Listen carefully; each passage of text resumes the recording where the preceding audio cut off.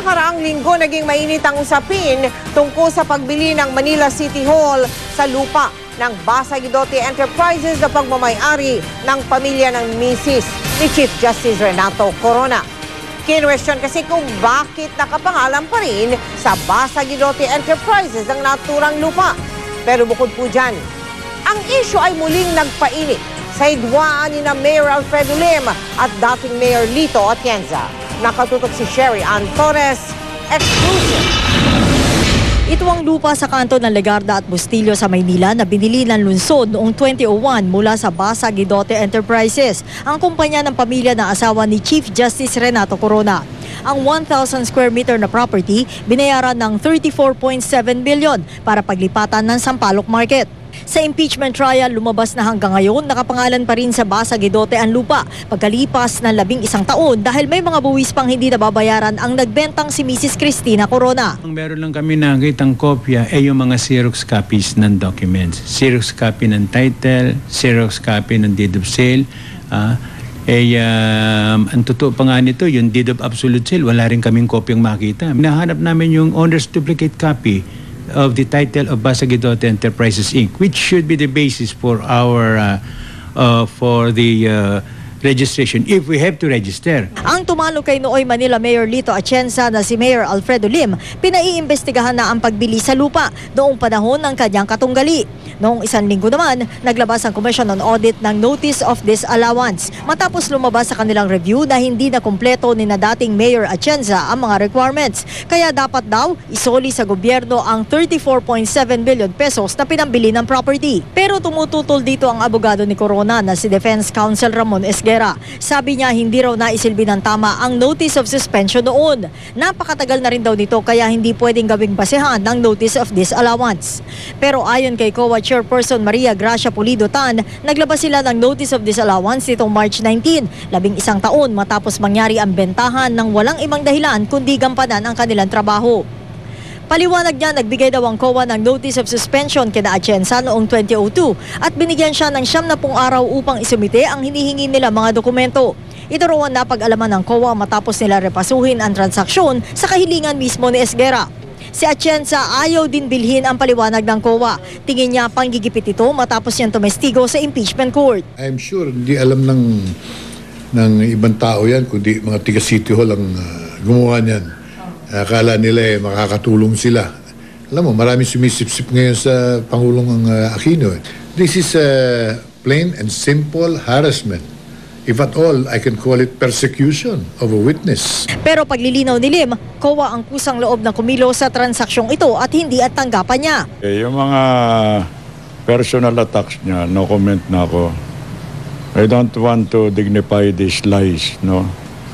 And also baseless comments. Hindi naman ako nagpapa-investigate. COA sent us a directive inquiring as to what happened the previous year yata yun, 2002. Sa dakong huli, kapwa nag-iwan na mensahe sina Atienza at Lim sa isa't isa. Ang aking mensahe kay Mayor Lim, imbis na pinagkakabalahan mo itong hindi mo malaman kung paano ka sisip-sip sa Pangulo. Ako'y malapit din sa pamilyang yan, pero huwag kang ganyan. Pag ukulan mo ng pansin, ang trabaho mo, nabubulok na Maynila. That is his opinion.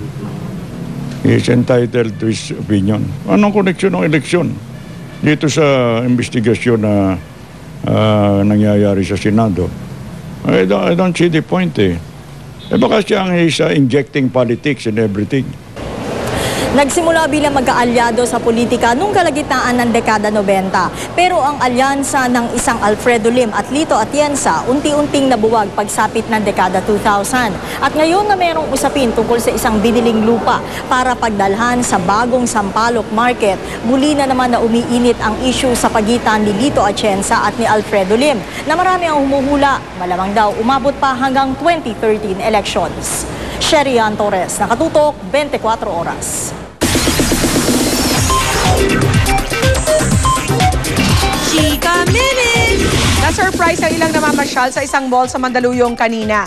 Nagkaroon kasi ng flash mob o yung biglang pagsasayaw ng maraming tao para sa album launch ni Madonna.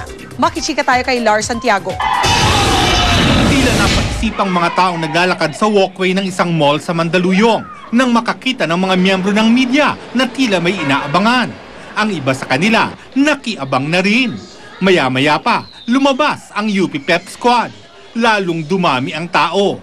At eto na nga, pumorma na at nagsimulang magsayaw ang UP Pep Squad sa saliw ng bagong single ni Madonna.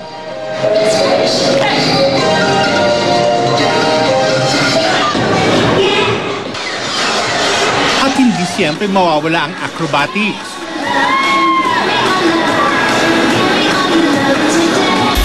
Ngayong araw ang worldwide release ng MDNA album.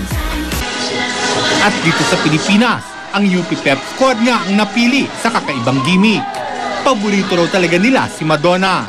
Matatanda ang Madonna medley rin ang music na ginamit nila noong manalo sila sa cheer dance competition sa UAAP noong 2011. Energetic siya, tapos parang yung music niya tamang-tamang for cheerleaders. Lalo na yung sa MTV niya rin, may mga cheerleaders. So parang nakikita namin yung sarili namin doon at mas na-feel namin yung music. Mabilis namang dumami ang manonood. Hindi siyempre nawala ang mga fans ni Madonna, gaya ng isang ito na umalis muna sa kanyang trabaho para makiisa sa worldwide launch ng single ng Queen of Pop. Yes, she's the one and only queen. Long live the queen. Lars Santiago, updated sa Showbiz Happening. Hinarap na ni Jose Manalo ang reklamong isinampa sa kanya ng misis niyang si Annalyn. Bagamat magdadalawang buwan na rin hindi sila nagkakausap, bukas naman daw silang mag-usap alinsunod na rin sa iminungkahi ng piskalya. May Chika Minute exclusive si Kata Tibayan. Kasama ang kanya legal counsel, dumating si Jose Manalo sa San Juan City Prosecutor's Office para harapin na reklamong paglabag sa Violence Against Women and Their Children Act na isinampa ng kanyang misis na si Annalyn. Hindi naman sumipot si Annalyn at tanging mga abogado niya ang humarap kay Jose. Sa isang closed-door meeting, iminungkahi ng piskal na mag-usap at subukan na magkasundo ang dalawang panig bago magsumite ng counter affidavit si Jose. 2 buwan na rin raw hindi nakapag-usap si Jose at Annalyn. Ayon sa kampo ni Annalyn, isang TRO ang kanilang natanggap mula kay Jose na nagbabawal kay Annalyn na lapitan si Jose. Git naman ng kampo ni Jose, nanggaling ang TRO mula sa Tape Incorporated ang producer ni Jose sa Itbulaga. Kaya sila humingi nito ay dahil hinaharas umano ni Annalyn si Jose. Bukas naman daw ang magkabilang kampo sa usaping amicable settlement. We are pleased that Jose Manalo finally presented himself and he is willing and prepared to submit his counter affidavit. But they also requested to give them time to exhaust possibilities of amicable settlement with the complainant, and the fiscal granted it. Nakatakdang magharap sa piskal sina Jose at Annalyn sa ikalawang linggo ng Abril. Pangako ni Jose, sisipot siya kahit pa manggaling pa siya sa Itbulaga tour sa Amerika. Naging matipid naman si Jose sa kanyang pananalita sa media. Sinet lang uli yung hearing. Yun lang, para maayos lang. Ayaw po mag-file ng kaso? Yung mga bata. Mga bata. Katatibay nakatutok 24 oras. At yan ang mga buwan naman kong Chika for the week. Tutok uli bukas for the latest showbiz news dito lang sa Chika Minute. Ako po si Pia Guanyo. Mel, Mike. Salamat, Pia. At yan po ang mga balitang aming tinutukan sa nakalipas sa 24 oras. Maraming salamat sa inyong pagtitiwala. Mula sa tahanan ng katotohanan, ako po si Mel Tiangco. Ako po si Mike Enriquez, ito ang GMA. Walang kinikilingan, walang pinoprotektahan. Walang kasinungalingan, serbisyong totoo lamang.